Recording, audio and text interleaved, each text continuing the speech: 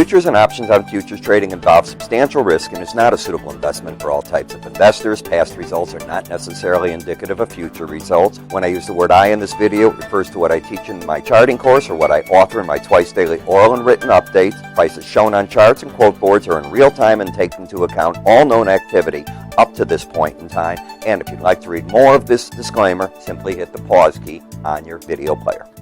Good afternoon. Ira Epstein of Linn & Associates with your financial market update for this Tuesday, the 11th of April, 2017, just after 3:50 p.m. Central Daylight Time. Notice the reversal that we've had today in the gasoline and in the crude. What has gone on there is we just saw the API numbers come out at 3:30 p.m. and they both show draw in the gasoline stocks, draw in the crude stocks, much bigger than the market was looking for, and that is a positive. Now we get the EIA numbers in the morning. We'll see if the two agree. They've fought each other just a little bit recently. Warm weather dropping the nat gas. I'd be paying attention to that. Staying with the arguments that are going on in the crude, the Saudis seem to be saying they're going to extend the price cuts, the production cuts, not the price cuts, the production cuts through the rest of the year. Russia has said that they're now meeting with their producers to see what to do. I laugh at the Russian event because they haven't even met their quota at this point, and we're already in April. We're going to be in May soon. Think about it. We're just about at mid-April, and they were supposed to have been there already. So, yeah, they've cut something, but they're not meeting what they should. What a dramatic comeback in the stock market. As you can see, a big rally off the day's lows, 150 points roughly in the Dow, 20 points approximately in the S&P, NASDAQ almost 45 points. So these are big rallies that are taking place off the lows. Bull markets don't die easy, but the VIX did hold up very well. It got as high as 1588. I don't think we've seen that since November of last year, but as usual, it threw back some of that right at the very end of the day, and we'll get to that in a moment. On the NASDAQ weekly chart, you yesterday had a reversal day, and you have followed through. Let me say that right. Last week you had a reversal week since it's a weekly chart, and you had a follow through this week so far with lower lows. So no matter what happens, last week's high represents a high in the market of importance. Now we have to get over that to get another leg started, or people will look at that and say, that was the blow-off week. As we take a look in the NASDAQ area chart of closes, I call this in a down thrust right now. The market has got a pattern where it's peaked out and then went through previous lows, as you can see right here. So let's call it temporarily that. Here is how a chart, the daily bar chart, is lurking, and look at this high that you had when you closed lower and fell back. That's, to me, the importance because it set up a swing line high. Then you came up yesterday with another high, and today the lower and low. So at least you have, if you're looking at a chart and saying, are we trending in one manner? It is to the downside. But the market is fighting to stay over the 18-day average. It didn't, in my opinion. I haven't seen the final settlement yet, but it looks to me as though you're going to have lower highs, lower lows under the 18-day average. Now, what that means is the bears have to not allow the market to get over 54.4375. Why? If that occurred, you'd end up with a pattern of a lower and low and then a higher high. Do you see that? I hope you do. If they can stop that from happening, the potential in the market might be to go to the lower Bollinger Band of 53.4620. So I think everybody will be looking at that number. Now remember, there is no such thing as 20, so we'll call it a quarter, 53.46 and a quarter. As you take a look at momentum, momentum is pointing down. So we have a market that for the first time in a long time is staying under the 18-day average. It did have lower highs and lower lows back here, and you can see how it got thrown out. Bull markets don't die easy. That's the point that this is of my rhetoric, and we'll see if the bears can defend that well enough. When you come over to the S&Ps, momentum was pointing up. It still slightly is, but if you can see this, market fell down. Look at the Bollinger Band, 233.50. Look at today's low, 233 and a quarter. So on that break, it went right to where The shorts probably covered. I would think that they're reselling the market at 23.53, and they'll throw in the towel if you get over 23.63. Still sideways action, more of a hit and run market than anything. You have that downward thrust going in the Dow. If we take a look, you got lower highs, lower lows under the 18-day average, flat to slightly higher pointing momentum.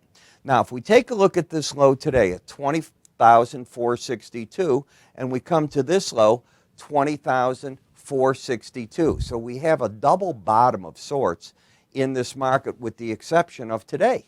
Today you went to 20,448. Do you see how that is? So you took out that low. That's what I'm actually trying to say to you. Lower highs, lower lows. If you're bearish, you are selling into the 20,627 level, and you don't want to see 20,691 taken out. Keep in the back of your mind one thing. Bears have not been getting paid well to be bearish recently as the market keeps coming back up. But don't let anybody tell you that this market didn't make an overall peak back here. It did, and it has worked its way gradually down. We have first earnings coming out Thursday morning in the banking sector, and they're not anticipated to be great. We'll see if they do what they come out like. The market that went stellar today is the Russell. Higher lows, higher highs. I say the pros are going to buy the market right here at 1365, let's call it 50, and they will blow out under today's lows.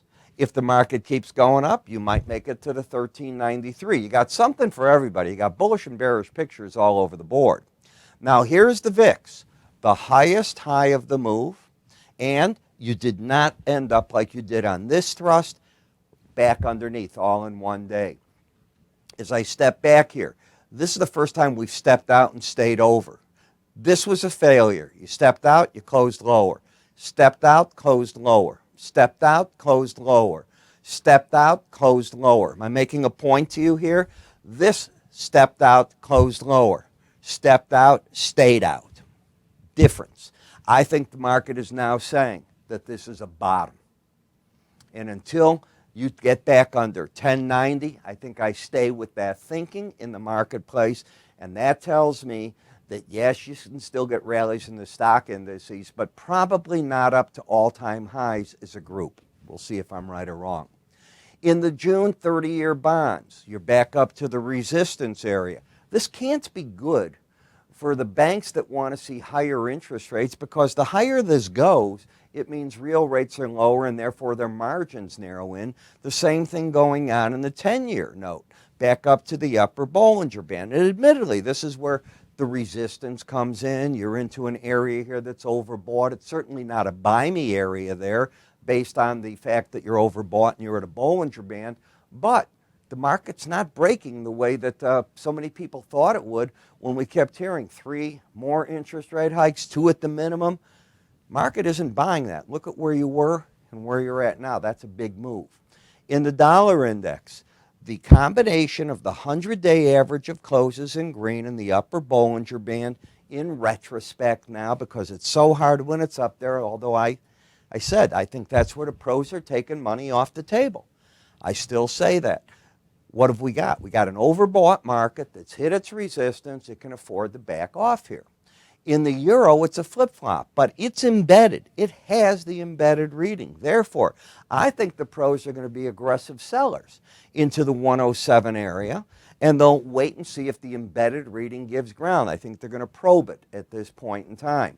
Now, here's the argument. If the dollar's going to drop, which I didn't say it has to. I just said it's overbought and in a corrective mode. This is the same. What's the real trend of the two? And that's what the market's got to find out. The British pound got a nice rally, came back against the 18-day average, and in the process, it is no longer in the oversold camp. Should this market be able to come back and close under that 18-day average, the bear play comes alive again. We have to see if it's going to do that or not, so got to wait and see that one. Japanese yen, a lot of buying today as people got scared. They bought gold, they bought bonds, they bought the yen. Why? They're concerned about what's going on in North Korea, what's going on in Syria, and of course, Mr. Tillerson's meeting, our Secretary of State in Russia. I happen to think he's going to walk away with nothing. And the reason I say that is the Russians are still saying that maybe there wasn't even a Syrian gas attack. How could they have known anything? Of course, their soldiers were on the base. And maybe the Syrians didn't do it at all. Maybe some other faction did it. How can he make heads or tails out of something like that and come back with pledges to do something? I don't see it. The best he's going to get is minor lip service, in my humble opinion, and it's probably dead wrong. In the May rebob gasoline, the market tried to have a reversal down today. I have not seen the price action. I can't answer. It's got the embedded reading. It looks like it had it at this point, but I haven't seen where the settlement price is. Either way, if you take out today's high, and that's going to be the key, you would then, if you take that out, if you had the reversal day down on an outside day lower close, then take that out. It's called a bear trap. Maybe you go to the 178.25 area at that point. Nat gas, as we mentioned earlier, you had developed this pattern of lower highs, lower lows, and bigger than that, when you lost the embedded reading right through here, as you can see here, it's lost on this day. When that occurs, prices, if they don't re-embed immediately, often make a run back to that 18-day average of closes. Here you have confirmation that it's lost day two, and here you go right to it. So I can't say that I'm surprised on that. I want to talk to you about Modern Trader because it's so important. This is a free one-year subscription from them for their email version. Now, they're no longer offering for free their print version. So what? I read the email version. It's got a built-in reader. You got a screen? Click on it. You're going to be amazed how it goes. It's so easy to read. It reads like a book, in fact. You just hit the page and it turns for you and everything else. Look at these stories. AXP, WFC, options, the industries, earnings, cycles, spin-offs, FX, chart patterns, commitment of traders, trading stock, the trading calendar. What about chalk and oscillator? They go into big detail on this. What about patterns within patterns in this story? So if you're a technician, you're going to like that part. What if you're just a fundamentalist? They talk about it there. What if you're an options trader? It's all there, and they back it up with their daily market focus. $79 value, free. Call us at this number. Go to our website. You'll see a carousel of free offers, or click right up here. And from there, what you'll be able to do is fill out the form. It'll appear if you see it on a YouTube video. I'm Ira Epstein. You all have a great day, and I'll see you tomorrow.